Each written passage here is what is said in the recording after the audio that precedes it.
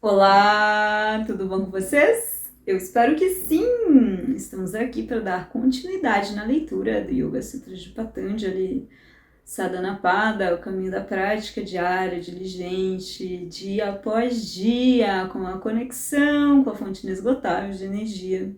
Estamos entrando no Sutra 220, onde Patanjali vai falar sobre o aspecto da nossa visão e a limitação dessa visão em relação a objeto e observador. Quando a gente se dá conta de que grande parte daquilo que observamos e acreditamos ser exatamente como nós vemos, a gente muitas vezes ignora o aspecto do nosso repertório pessoal e da nossa visão intrinsecamente limitadas. Isso me lembra um pouco um filme, que é o filme Os Deuses Devem Estar Loucos, onde cai uma Coca-Cola no meio de uma tribo, uma garrafa vazia de Coca-Cola. E eles atribuem inúmeras possibilidades de utilização daquele objeto. Pode ser um amassador de pão, pode ser um instrumento musical, mas em nenhum momento eles fazem uma alusão à Coca-Cola, porque a Coca-Cola não existe naquele repertório daquela tribo, né? Uma garrafa de refrigerante não existe dentro das possibilidades de visão daquele povoado. Então, muitas vezes, a gente não se dá conta o quanto a nossa visão é limitada dependendo do nosso repertório e de tudo aquilo que nos foi oferecido como crença ou como possibilidade dentro do nosso aspecto antropológico que estamos inseridos e que, consequentemente, vai limitando a nossa visão. Quando a gente se dá conta disso, que a gente tem uma visão limitada e que todos nós temos essa visão limitada e que ela está pautada por um repertório que nos foi apresentado, a gente começa a se dar conta de que a visão do outro é também pautada dessa forma, mas ela não é de nenhuma forma nem mais ampla e nem mais limitada do que a nossa. Ela é apenas uma outra visão. E a gente começa a entrar em contato com esses aspectos mais profundos, numa troca legítima, do não julgamento, da observação de tudo aquilo que estamos determinando e julgando, vendo esse observador e silenciando, sempre quando possível, todo e qualquer tipo de julgamento, porque todo e qualquer tipo de julgamento está relacionado a uma visão que é limitada. Estamos entrando no Sutra 2.21, onde Patanjali vai falar sobre os aspectos de Atma, da nossa alma, onde ele vai falar sobre as questões relacionadas a esse objeto das percepções e a busca do nosso ser por essas percepções. Então, quando a gente se dá conta de que sempre quando estamos observando alguma coisa, a gente pode ir além e se observar como se a gente estivesse vendo um espelho de costas, a gente vai se dando conta de que toda essa observação ela é limitada, como já diz o sutra anterior, em relação a repertório e tudo aquilo que a gente tem como análise de julgamento. Quando a gente entra em contato com esse observador, a gente encontra então a nossa própria essência, que é vazia, ela é completamente vazia de qualquer sentido a ser observado. E esse vazio é esse grande espaço aberto que a gente consegue sair de uma determinada situação, dar um passo para trás, observar toda aquela confusão, observar tudo aquilo que brota nessa bolha de realidade e conseguir então ter serenidade para compreender que a gente, como observador, a gente está limitado na situação. Mas quando a gente dá esse passo para trás, a gente ganha espaço e consegue então ser o observador de nós mesmos. A gente começa a se conectar com a nossa parte essencial de Atma, aquilo que não vai e nem vem, aquilo que está além do tempo e do espaço, aquilo que é permanente.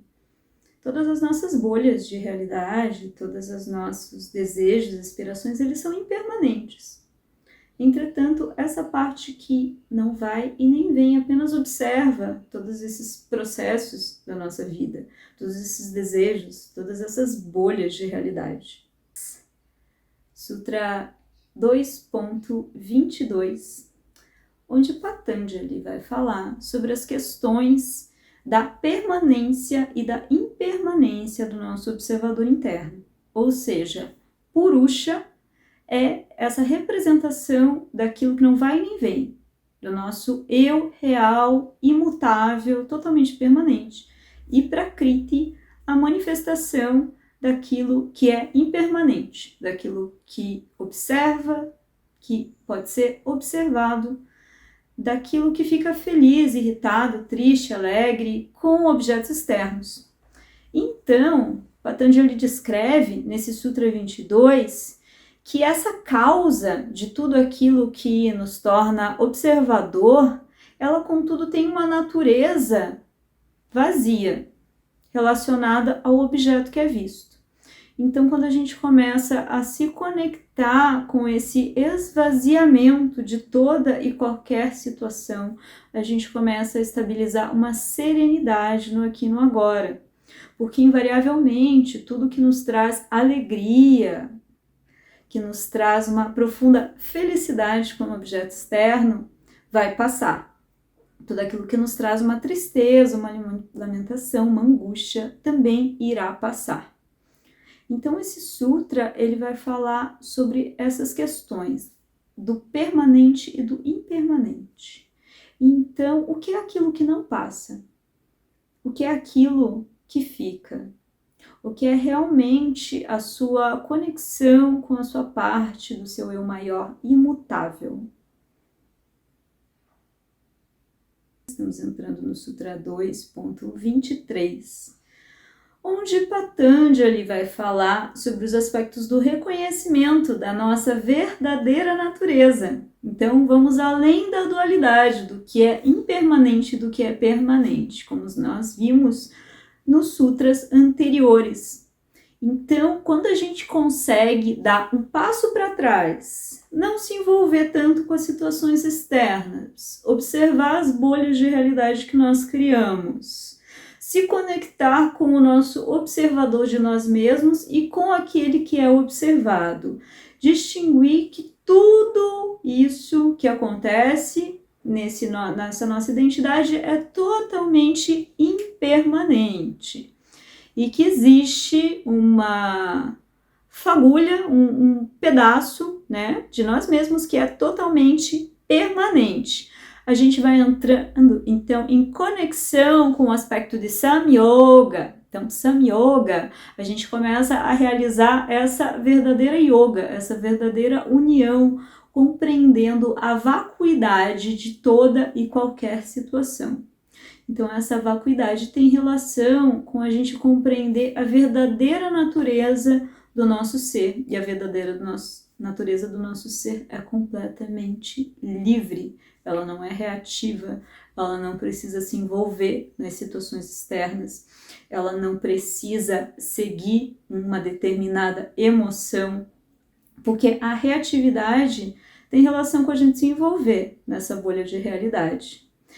E a canalização da emoção tem relação com a gente não sair dessa bolha de realidade, que está relacionada, muito provavelmente, ou a um passado, ou a uma expectativa de um futuro. Então a gente começa a estabilizar essa Samyoga, essa verdadeira natureza, que é o estar aqui agora. Capítulo 2.24, onde Patanjali vai falar sobre um aspecto de um dos kleshas, um dos maiores sofrimentos da mente, a avidya, ou a não visão. Mas o que é a não visão? O que é esse tal véu de Maya? O que é esse processo de não conseguir enxergar? O processo de não conseguir enxergar está relacionado aos sutras anteriores, como foi falado, de se conectar com o sofrimento daquilo que é impermanente e não se conectar com aquilo que é permanente. Então, quando a gente vira a chave da real conexão com aquilo que é permanente, que é o seu eu, que é a sua sustentação energética no aqui e no agora, o seu bem-estar, o cultivo da sua saúde, do seu equilíbrio diário, a gente começa a se conectar então com Sam Yoga, como havia dito o sutra anterior. Sam Yoga é essa real yoga, esse cultivo diário da sua yoga, da sua união com essa fonte primordial de bem-estar inesgotável. E a Vidya tem relação com a não visão de tudo que é Sam Yoga. Então, a Vidya é a visão, a Vidya é não ver. Então, você não vê aquilo que está na sua frente, né? Tudo aquilo que a gente tem para contemplar, para agradecer. A gente não vê as pessoas que estão à nossa volta, que estão nos trazendo um profundo bem-estar e carinho. A gente não vê a beleza de todas as coisas da natureza. A gente não vê tudo aquilo que a gente tem para agradecer. Então a gente vê aquilo que nos falta, aquilo que nós queremos, aquilo tudo que desejamos como objetos externos que não temos. Então essa é a não visão. A não visão é a não presença no agora. A não presença com tudo aquilo que é nos apresentado e que o agora está nos oferecendo. Então quando a gente vai removendo todos esses véus, todas essas não visões, todas essas vendas, a gente vai se conectando com esse aspecto de yoga, com essa realidade última, com esse agradecer, com esse contemplar da vida a cada instante, com essa conexão de agradecer por cada respiração, por cada minuto que a vida te oferece. Gratidão pela sua escuta. Espero que você tenha um dia iluminado, abençoado, cheio de saúde, paz